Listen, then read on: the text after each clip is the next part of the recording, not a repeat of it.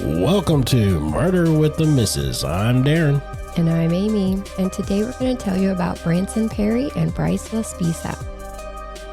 Don't forget to smash that like button and go and check us out on YouTube, Spotify, Apple Podcasts, Podbean, and Facebook. Like, share, subscribe, and don't forget to tell your friends. You sound like Casey Kasem. Casey Kasem. It was top 50, wasn't it? I think so. Or top 20. Top 20, maybe? Yeah. Today on the top 20. Man, our age is showing. Yeah. So you may not be familiar with either one of the names I just said. And we're doing a case, two cases on strange disappearances this week. And this is an episode with two obviously weird disappearances. And then Friday we'll do an episode on other things that went missing. And we'll start with 20-year-old Branson, who lived in Branson, Missouri. No, Skidmore, Missouri. Oh, I thought this was going to be like a, Branson thing. No, it is a Branson thing, but not for the city. Oh, okay. Remember Skidmore? Oh, where the town bully was? Right. For such a small town, a lot goes down in Skidmore. But he lived there with his dad, Bob. His parents were divorced, and Branson stayed with Bob while his mom, Rebecca, lived in a town about 20 miles away. And Branson was into weightlifting and was a black belt in, let me butcher this real quick, Aikido? Is that right? Aikido? Was that like a... It's the martial arts. Oh, yeah. Aikido. Yeah, Aikido. Yeah. Now, on Wednesday, April 11th of 2001, Branson was getting things in order at the house. Bob was in the hospital, but was expected to be able to come home on Friday the 13th.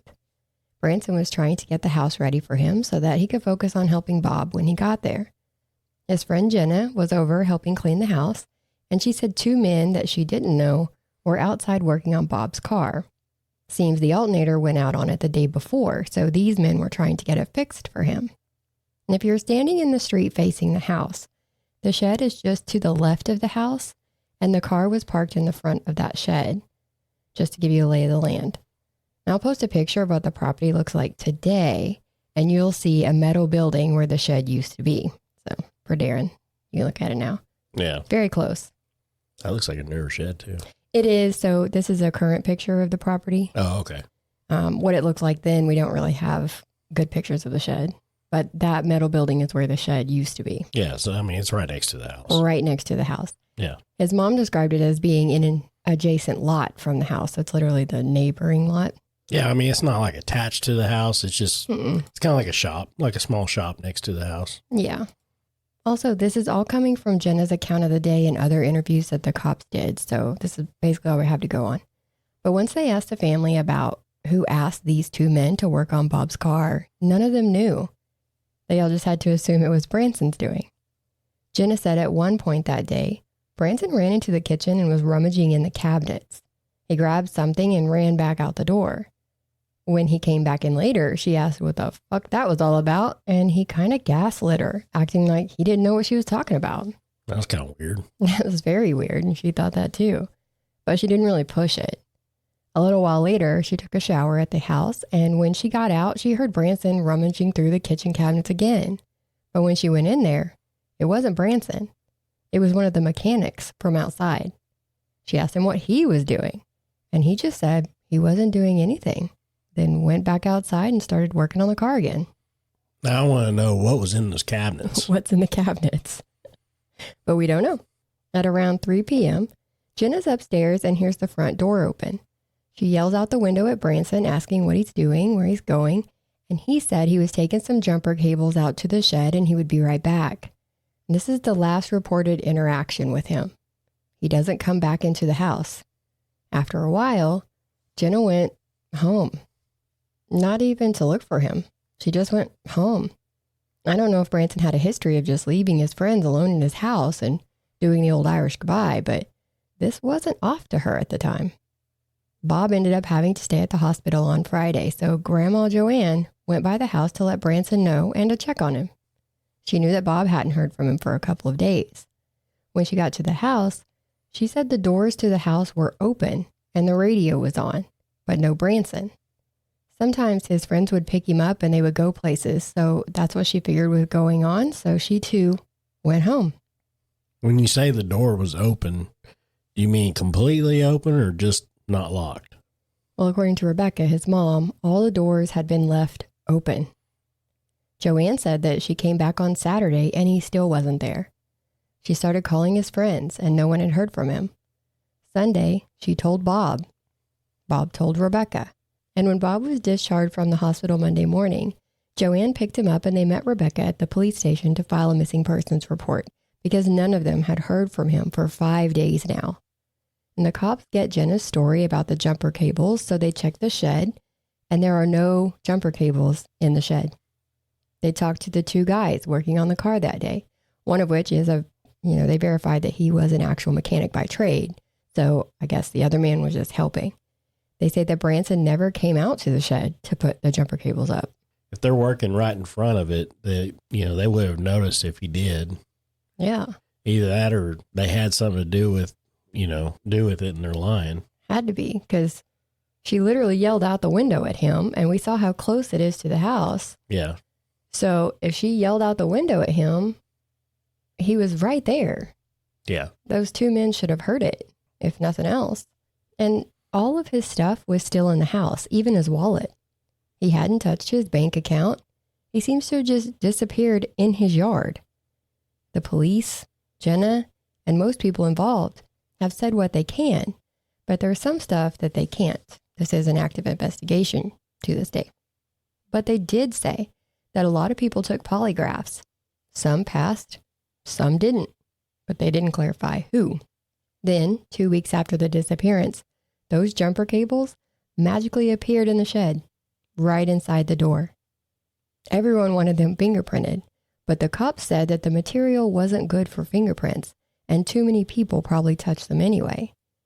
So they searched everywhere.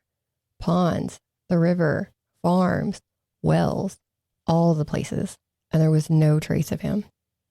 Branson had told his dad that he was at a neighbor's house and he was drugged and sexually assaulted. This incident allegedly happened just 4 days before Branson disappeared. Nothing more has really been reported on this or even if it was investigated, but I'm sure that person was questioned. Then in April of 2003, a man named Jack Wayne Rogers was arrested by the FBI. This was for unrelated charges, but in their investigation, they found some online chats where Jack Wayne was bragging that he had tortured and murdered a blonde-haired man from Skidmore who matched Branson's description. He said in these messages that the body never would be found because of the way he destroyed it. So they searched his property, but they did not find Branson. The only thing they did find that could remotely be relevant was a necklace.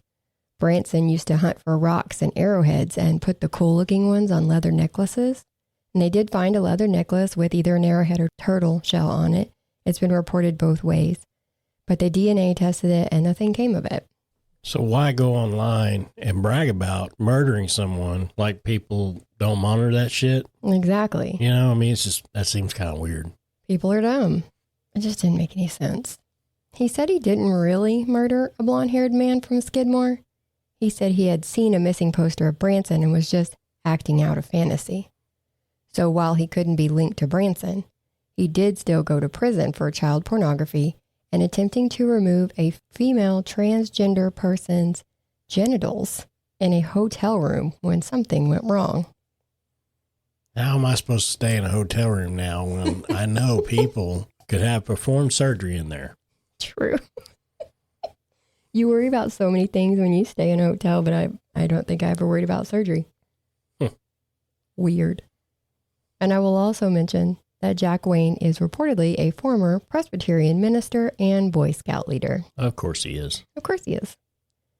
Now, Jenna would come out and admit that they had been experiencing with weed and amphetamines, so a drug angle came into play as well.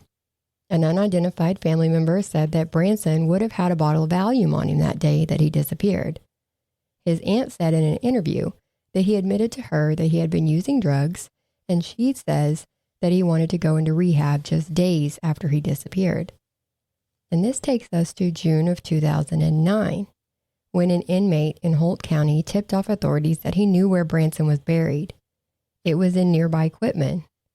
Police searched that area for 2 days and found nothing. There was a known drug house in Quitman, And police remember that it had burned down either that Friday or Saturday night after Branson disappeared.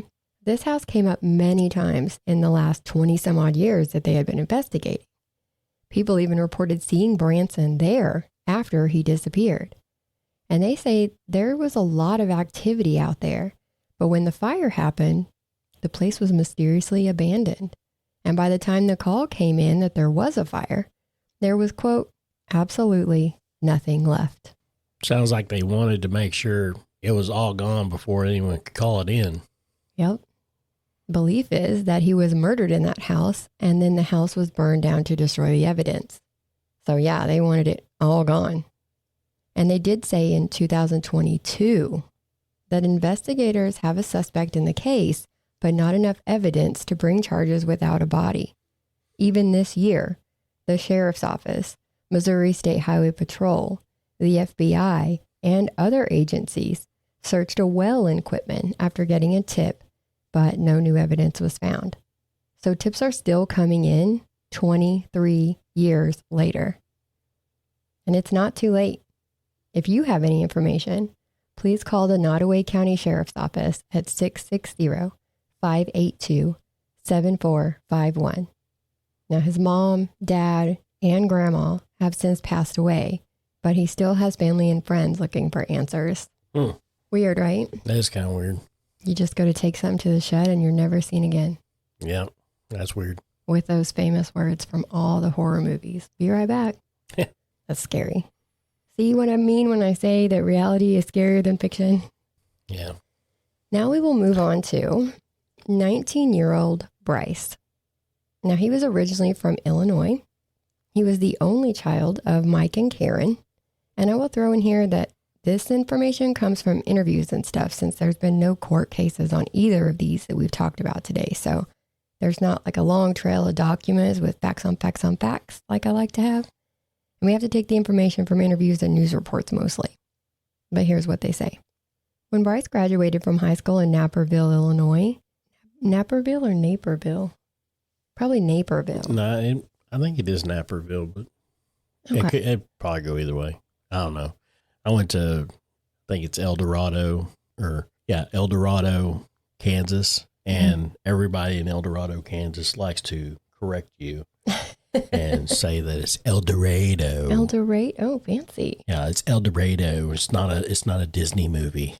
I mean, we have that here in Oklahoma too when people say I know, Miami, but and I'm come like, on. it's not Miami, that's in Florida. This is Miami. Yeah, but, Well, I don't say that, but people say that. people that's not from there, They don't know. they don't know. We don't know. Yeah, and it's just, one of them deals. So if I said it wrong, I'm sorry. Yeah. So after he graduated from Illinois, he and his parents moved to California, but not to the same place. Mike and Karen lived in Laguna Niguel. Laguna Niguel. And he was staying in Rockland while he studied graphic and industrial design at Sierra College. He was artistic, charismatic, kind, and friendly. So he did have friends, which made it easier to be 7 hours away from his parents. So is this a university? It is not. It is a community college. Oh, seems weird to be, to move to the same state at the same time, but 7 hours away from each other. Yeah. Was there not a community college where his parents lived? See, I thought that was weird too. It really stuck out to me. But they do have a community college close to where his parents live because he took summer classes there when he spent the summer with them after freshman year. So I don't know what made him choose Rockland. And maybe it was the best program for him. So, different schools have different strengths. Maybe this was a really good program. He started seeing his girlfriend Kim as a freshman, and he was good friends with his roommate Sean. Like I mentioned, he went home for some of his summer break and took an English class so that he would be a little ahead when he got back sophomore year. All was normal, according to his parents. But according to Sean and Kim, all was not. They say Bryce had moved from drinking beer to drinking hard liquor by the time he came back. And he was drinking every day. And he was taking Vyvanse to stay up all night to play video games. On Wednesday, August 28th of 2013, he was with Sean, and out of nowhere, he took his diamond earrings out of his ears and gave them to Sean. That was odd to Sean because Karen had given Bryce those earrings. And then he gave Sean his Xbox. Red flag. Red flag. If he's taking drugs to stay up and play his games every night, why would he give it away? He wouldn't, right? Yeah. Not if he planned on continuing to play those games. Yeah. Because I guarantee you, I'm not giving away my PlayStation. Your PS5. I'm not. He's like, I'm in the middle of a campaign. Yeah. And if you're all about that game, yeah, you know, there's some people there, there's a lot more people that are more hardcore on games than me, but you're still not going to give it you're up. not going to give up your fucking console. Not if you're going to keep playing it. Yeah, it ain't going to happen. I mean, you might give it up if you bought yourself a new one. Right. But just out of the blue, you're sitting there chilling with your friend and you're like, hey, you know what? I love you so much. Take my Xbox. Yeah, take my shit. I mean, it's, you know, I don't need it no more. I don't feel like playing no more. You know, I'm out. Yeah. Yeah, that was a big red flag to Sean, too. Yeah, I'm glad he picked up. That ain't happening. It wasn't just like, yeah, thanks for the Xbox. He actually was like, wait, what? No. Now, Bryce also texted Kim. So Sean said that right after he gave him the Xbox, he started like furiously texting on his phone. Come to find out, he texted Kim and broke up with her, saying that she would be better off without him. When he left to go to Kim's house, Sean thought that maybe he should let Karen know what was going on. And now here's a spot on the reports that said multiple different things. Some say that Karen called Bryce. Some say Bryce called Karen. Some say that Karen used Bryce's phone to call Karen. Either way, Bryce talked to Karen while he was at Kim's, and he said that Kim wouldn't give him his keys so that he could leave. Not because she was mad at him for breaking up with her, but because he was acting so strange that she didn't want him driving. Karen was on the fence as to who to believe. Bryce is swearing he's fine, but now there's two people who have said he's not acting like himself. Karen got Mike involved, and after Mike talked to Bryce, he told Karen that Bryce was fine and to have Kim give him his keys back so he could go home. Kim did, and Karen offered to fly to Bryce the next morning to be with him. He, of course, told her not to do that. He was fine. Plus, he had something to talk to them about, and he didn't want her coming until he got the chance to do that. Oh, no, I bet. He never told them, did he? It will forever remain a secret unless he's found. I wonder if it was, I gave my Xbox to my friend. Listen, remember those earrings you gave me? Yeah, I gave those to him too. I gave them to Sean to pay rent. Yeah. You never know. Yeah. Who knows? He deserved them. He needed them more than I did. Yeah, he was being a good kid. Yeah. He needed to be rewarded for that. Okay. Now, he left Kim's at 11:30 that night and called Karen when he got home around 1 a.m. But Karen missed the call. Likely she was asleep. She assumes it was to let her know that he had made it home. But later that morning, at 11 a.m., she got a notification from her car insurance company about the roadside assistance that she received at 9 a.m. The vehicle was a 2003 Toyota Highlander that Bryce drove. She called him and got no answer. So she ended up talking to Sean, who told her that Bryce never came home the night before. So Karen and Mike go through his finances and find out what repair shop responded to the roadside assistance call that morning, and they called there. It was in Button Willow, which is a town about halfway between Bryce and his parents. So they assumed he was making the drive home to talk to them in person. Smart. Yeah, they're investigating more. They call the shop, and this is where we meet Christian, a real stand-up dude, and you'll see why. He tells her that he took some gas to Bryce around 9:30 a.m. Bryce had pulled off the I-5 and into a rest stop. This is only 15 minutes away, so Christian offered to go look in the area he had last seen Bryce. He calls Karen back and hands the phone to Bryce so she can talk to him, because 3 hours later, Bryce is still sitting in the same spot, behind the wheel and staring off into space. Now, Karen tells Bryce to fill up his tank and just come on home. He's roughly 3 hours or so away from the house at this point, so he should be home around 3 o'clock. Christian goes back to work and Karen waits for Bryce. And she waits, and she waits. They call him multiple times, but he won't answer. They call the cops and report him missing around 6 p.m. The cops call AT&T to ping his phone. He is still in Button Willow, only a couple miles down the road from the rest stop. Police find him sitting behind the wheel, staring off into space. They said he was friendly, had a full tank of gas now, so he did fill up. They gave him a field sobriety test, and he passed. He told them they could search his car, and they found no weapons, no drugs, no alcohol. He was fine, but his mood shifted when they told him to call his parents. He didn't want to. It's like he wanted to go home, but the closer he gets, he can't make himself do it. Right, like he's psyching himself out. Yeah. He's definitely struggling with something. And one of the cops talks to Karen and tells her everything that just happened. She tells Bryce to get something to eat, chill out for a second, and come home. About an hour later, Christian the mechanic sees that he had missed a call earlier from Karen. He, being a stand-up dude, calls her back and she tells him what happened. He offers to go back and check again to make sure he's left this time. But Karen tells him that it's all good, not to bother himself with it. But Christian's invested at this point, so he goes anyway. And there's Bryce, the same spot where the cops had left him. This is the third time now that he has seen Bryce in the last, 13 hours? And he's only moved a couple of miles. So this time, he kindly tells Bryce that he really needs to go on home. And Christian actually follows him this time, making sure he gets on the I-5 and is heading towards home. He follows for a little while, sees that Bryce is driving normally, and then Christian called Karen to let her know before he heads to his own house. Oh, yeah. Okay. So he's a pretty good guy. He's a pretty good guy. He did not have to do that. My thinking is, why? Mm-hmm. Who's Karen? His mom. Why in the fuck hasn't they went and got him? Why? I mean, 13 hours, she could have made fucking 6 damn trips. Why? I know.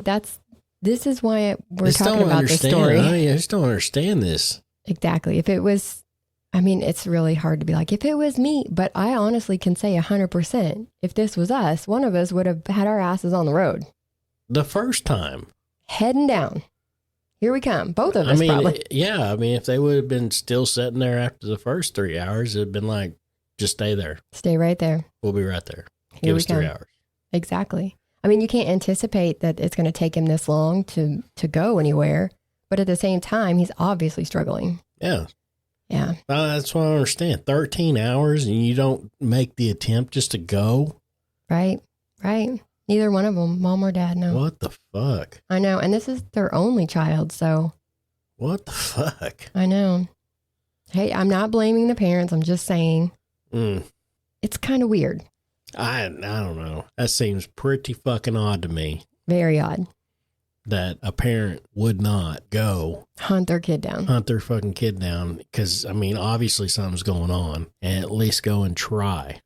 I would think after the roommate called, after the deal with Kim, after all that, I wouldn't have fallen asleep until I heard from them again, making sure that they made it. Because that's 2 people telling me, hey, he's not right.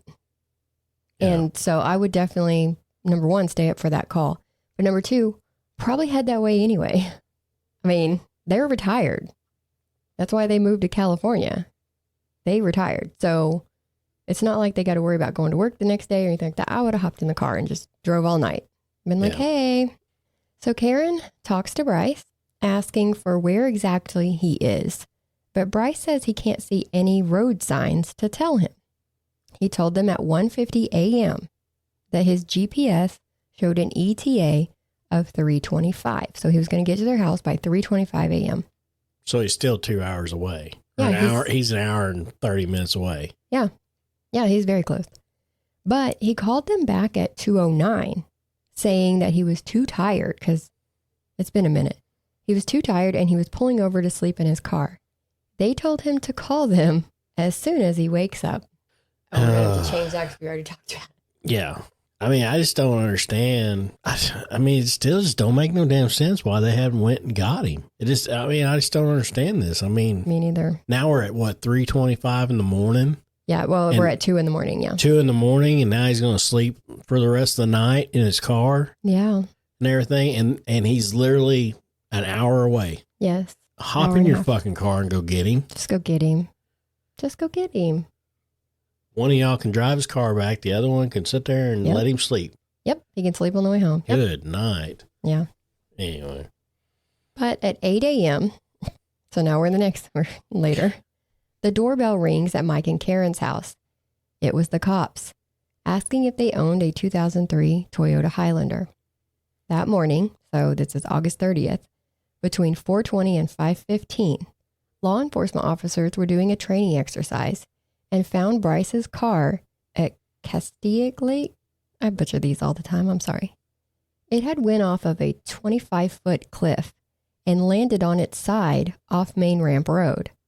There was a small amount of blood on the driver's seat, but nowhere else. The back glass had been broken out from the inside.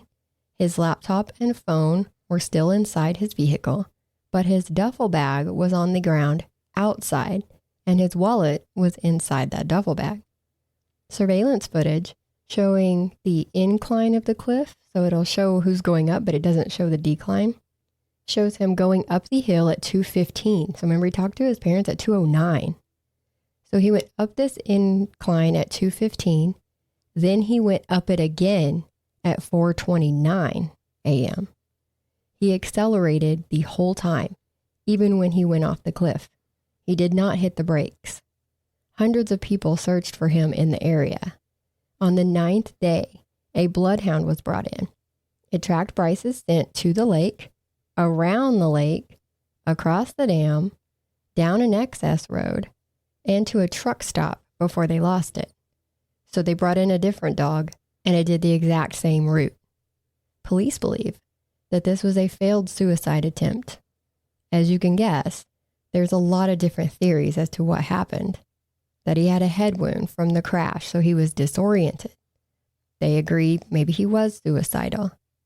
That he's living off grid somewhere now. Or that he had been experiencing a psychotic break this whole time. It sounds like he'd been up for a couple days, at least. Yeah, so if he never came home that night, he broke up with Kim. And then now you're on into 2 o'clock in the morning of the next day. So yeah, we're at least 48 hours of him being awake. Bryce has not been seen since. His body has not been found. There's been multiple searches.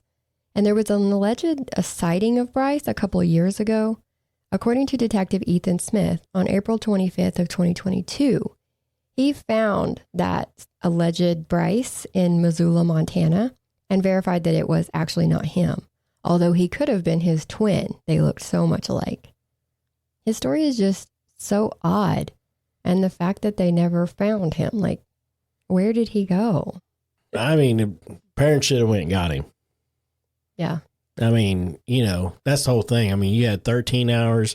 You had so many opportunities. And then he was an hour away, and y'all waited till 7 hours later before you finally did something else. And then guess what? It's too late because now you don't know where he's at. Yeah, there were so many opportunities. I mean, the whole thing is that probably would have never happened if you just would have went and got him. Yeah. The first time. And I bet if they would have called like Sean or Kim, I bet they could have met in the middle. Been like, hey, we're leaving our house. Can one of you leave there and we'll see if we find him along the route, till we meet up. Something. So they could have even just went halfway. Or they could have took, Christian up on his offer.